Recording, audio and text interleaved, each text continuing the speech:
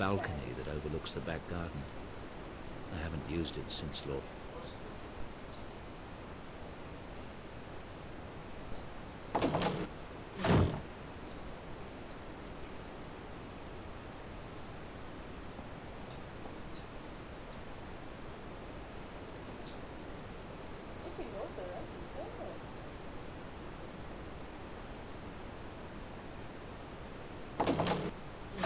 Good morning. How was your breakfast? Fine. Is Samantha in? She's at university. Would you like me to call her? Actually, I prefer not to be disturbed. If she comes in, tell her that, will you? Of course.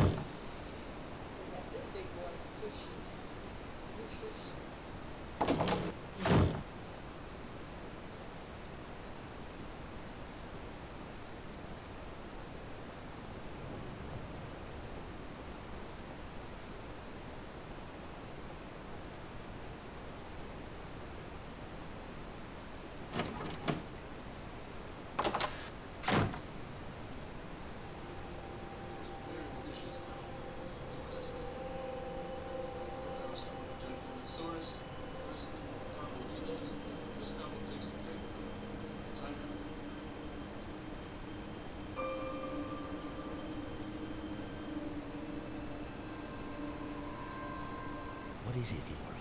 Keep going, darling. Give me a few more letters.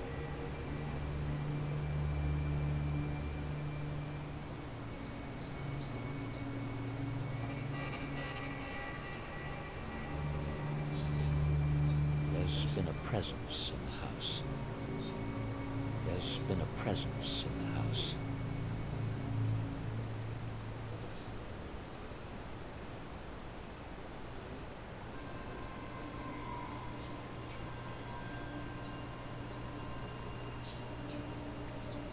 I arranged to see Dr. Ramuskin today. I'm hoping he'll have some insight into the events with Laura.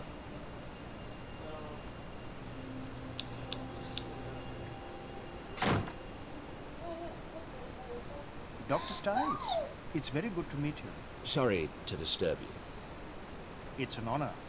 I remember when your Scientific American article came out. My colleagues and I were thrilled to see such open-mindedness in a leading neurobiologist. As you can see, things have deteriorated since then. Please, come inside. On the phone, it sounded important.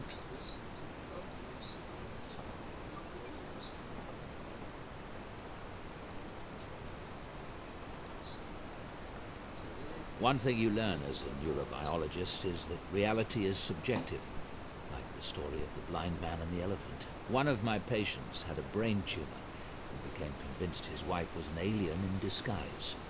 Everyone else saw an everyday housewife. He saw something horrible. What clues do we pick up from our environment every day that tell us how to perceive the world? One man sees a pile of logs, another a sleeping giant. Perception is a slippery thing. My wife, Laura, died in 2002, but the reality I chose was to keep her alive. In my mind and in my heart. I started experiments in an isolation tank to bring back as many memories of her as possible, even the small and subtle ones. And I didn't give a toss what anyone thought. And now? The thing I didn't foresee was that Laura might actually come back. I've suddenly got quite a chill. Perhaps you'll start from the beginning while I light the fire. No fire, please. Oh, please forgive me. I'll call for some tea. I'm quite anxious to hear what you have to say, Dr. Stiles. If you'd start at the beginning, please. It sounds fascinating.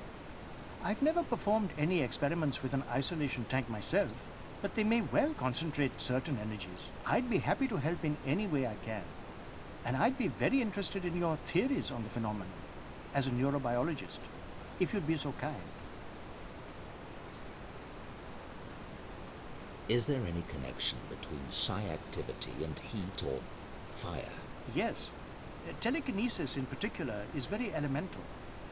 There's a classic poltergeist case that involved a young girl in the American heartland. The manifestations in her household all revolved around water.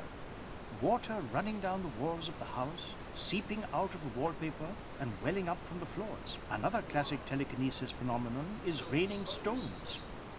And I recall reading about a shaman in East Africa who could make his victims burst into flames. It would all suggest that telekinetic powers are drawn from the earth. But I'm not aware of any studies done on the subject. In cases that you're familiar with of hauntings, is it typical for the deceased to obsess over their deaths? I'd say so, particularly if it was violent. Laura keeps communicating about the accident, but I'm not sure if there's really something there or if she's just fixated on that moment out of shock. I know you'll leave no stone unturned finding out. If there's nothing to it, it will be clear soon enough. Yes, of course. Studies done with dying and comatose patients have provided some interesting clues about consciousness. There are authenticated cases of the mind projecting itself from the body, witnessing things that occurred far away. If the mind can project itself from the body, then it's possible for consciousness to survive physical death. Do you have a scientific explanation for how that might work? Quantum theory suggests that three-dimensional space and time are essentially created by the brain in order to organize the masses of data that make up reality. The brain operates like a translation device, in the same way that a television set organizes bits of electronic data into an image. If the human brain creates space and time, then theoretically the brain could project the mind into the past or future, making itself essentially immortal. That's astonishing. I hope you intend to publish on this theory. I'm still conducting my research. Have you heard of any similar hauntings, for lack of a better word? Some of the elements, such as the way Laura communicated with you in the tank and the RNG message. These sound like classic communiques from the spirit world. But other things you've described, the moved nightgown, the form under the sheets, and most particularly the events at the university, those sound like PK activity. Telekinesis, objects being moved with the power of the mind. Are you positive all these manifestations are Laura? Of course. One paranormal source is remarkable enough, much less two different ones. Don't you agree? You have a point. Can you tell me more about the East African shaman? I'll tell you what I remember. It's a well-documented case from the early 1900s, researched by a member of the Society for Psychical Research. He was traveling in Africa when he ran across this shaman. He put the man through a variety of tests and reached the conclusion that the shaman was projecting electricity at strong enough levels to literally start fires, predictably and reliably. This notion seemed confirmed by the odd fact that when the shaman was wet, his fire-starting ability didn't work. Of course, in those days, experiments in electricity were all the rage, so you have to take that into consideration. Still, he made a compelling case.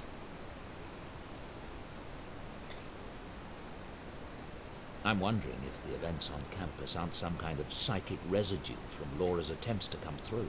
If she's generating energy, it might get channeled in unpredictable ways. I can't say, of course. But the energy involved in the campus events is so unusually powerful. It's unlike any spiritual communication I've ever heard of. But you said yourself you've never dealt with a case that involved an isolation tank. True. True. I'm quite curious to see where this is all heading, Dr. Stiles.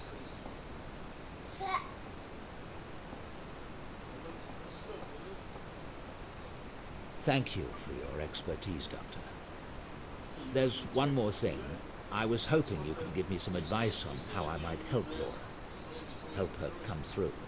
Dr. Stiles, I'm not sure what you mean by coming through. Earthbound spirits are trapped here because of some unresolved trauma or an inability to accept their own deaths. The goal in such a scenario is to free the spirit so that he or she can move on. Move on? To what? Oblivion? I mean, what if Laura could be brought back?